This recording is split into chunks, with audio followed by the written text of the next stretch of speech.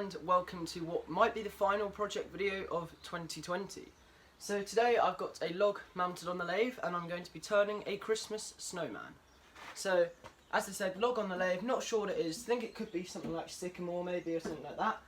Looks like quite a nice log, it's had enough chance to dry so it's not particularly wet anymore.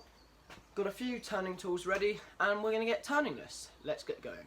I started by using my roughing gouge to remove all of the stubborn bark, and then I could properly see what was underneath all of the bark.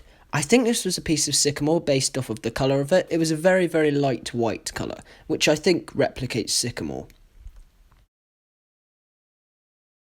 So with the blank now roughed out to round, we're now going to add the base of the snowmen and the spheres of it. So I've marked them out with a Sharpie and we're just going to use the parting tool, the skew, and perhaps the round scraper to start profiling those in. So let's get moving on to doing that. I then started to use my skew to profile in the snowman's body. I didn't really have an exact template for this, I just made some lines with a Sharpie and went with it. I really enjoyed just experimenting with the shape and form of this snowman, and it really taught me a lot about skew practice.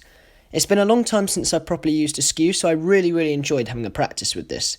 I feel like my skew skills have definitely come on a lot since I started with the wood turning, and I'm trying now to practice skew chiselling and things because I don't use the skews that much, and I think they're quite a quintessential part of wood turning. To create the top hat, I mostly used my parting tool. This is the Crown Crier one which I used for most of the Christmas trees. I felt quite comfortable using it on this project, as it's a good skill building project and it's a good chance to try out lots of different tools. I think I ended up using the roughing gouge, the round scraper and a few skews on this project. So it really is helpful in practicing tool technique. And then I used the skew to tidy up a few of the edges. So we've now done the beads on the snowman, which is essentially the body parts of the snowman, and we've done the bottom of it and the little top hat. So now we're going to move on to sanding. Now, I have a variety of sanding pads and bits here. I've got this old Abranet 120 grit, got some 180, some 320, some 240 and some 400. So we're just going to use those, work our way up from the grits. So hopefully you can see at the moment the snowman is not too bad in terms of the finish. It's actually fairly smooth. There's not really any tear out at all. Apart from one little bit here, I can't really notice any tear out, which makes me very happy. So this isn't really that green anymore, this wood. I mean, it's much greener here than it is here, but you can see the finish on the skew here is just lovely. So this bit here where it's got the live center, the centre in it, yeah, live centre, we're going to use a skew just to take a little bit more material away from here, or maybe a parting tool, because I don't want a big point in the top of my top hat. And then, as I said, we'll draw two arms. I think I'm going to end up using twigs for this, but we're going to sand it now. Before sanding, I just wanted to tidy up a few of the edges using the skew, as I wasn't quite happy with the overall profile. This didn't take long, and in my opinion made a big difference to the snowman's overall appearance. I then started the sanding process from 120 grit up to 400 grit. So I noticed this crack here, so what I've done is I've just added a healthy dose of super glue to it, and here as well, just because I don't really want it getting all cracked and everything, because it will ruin the aesthetics of this. So for now, as I said, I've just run a little bit of super glue along it, just to tidy it up a little bit. And then I'll just sand the last bit off. So I've got this brilliant little bit of Paduke, which would be perfect for turning this. So I'm just going to mount it somehow in the centres. I then started to make the nose of the snowman. I used a scrap piece of Paduke for this, and primarily used the skew and round scraper for it. I decided to use the skew to rough out the blank, as I felt the roughing gouge might be a bit too aggressive for this. I then used the skew to make a quick profile and sanded it from 120 grit to 400 and oiled it. Okay, so we've got the little Paduke nose all done now, and the snowman is currently mounted on the lathe. I filled the cracks with some super glue and added some sawdust, just to build up a nice sort of filler material. I think I put about 4 coats of super glue, and then for the final coat I added a bit of sawdust and then sanded it.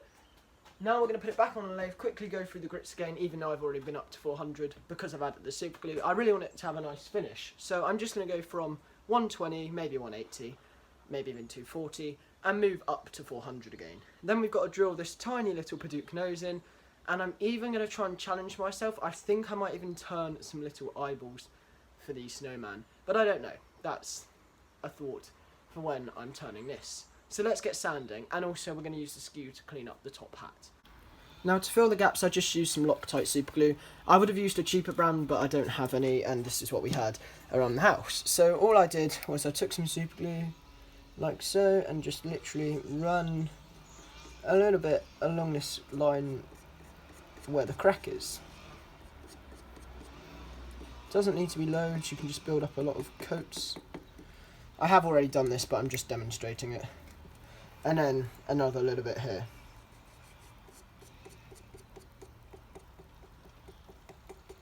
So all that does is it just helps prevent any future cracks and things from appearing. And then whilst it was drying I just popped those blocks underneath in case any dripped down. So we're now going to sand it up. For the buttons and the eyes, I've simply just mounted a piece of dowel into a drill chuck, and then I'm just going to sand it nice and round, and I'll put 2 in there, 2 eyes in there. So yeah, literally just chuck it in the drill chuck, get a bit of 240 and sand. I then mounted some small dowels into my drill chuck and sanded them with the old Abranet sanding disc. This made a nice looking button and was very simple to do, as well as meaning I didn't have to make a whole button on the lathe. I then gave the snowmen one more quick sand, as I had put super glue on it, so I just wanted to clean up that. I did also have to use the skew just to remove a few more of the stubborn bits of super glue. We're now going to apply some cellulose sanding sealer and some wood turners blend to the snowman. I then applied one fairly thick coat of cellulose sanding sealer and left it to dry for about 5 minutes.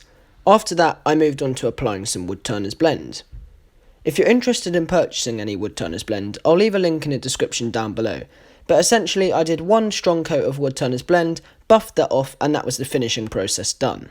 So I'm really happy with how the snowman has turned out. It's got a lovely finish to it, so I'm now going to move on to attaching the nose and some of the eyes to it. So I really don't want to do this part because I'm very nervous about it, because I just don't want to ruin all the hard work, but I've got to go for it, so let's have a go.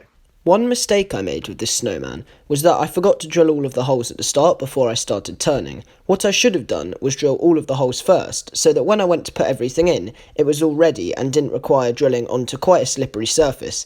The reason why is this ended up leaving quite a lot of tear out, which I wasn't so happy with, but what can you do? If you make a mistake, you've got to fix it to the best of your ability. Well, I hope you've enjoyed watching this project. We finally finished the little snowman.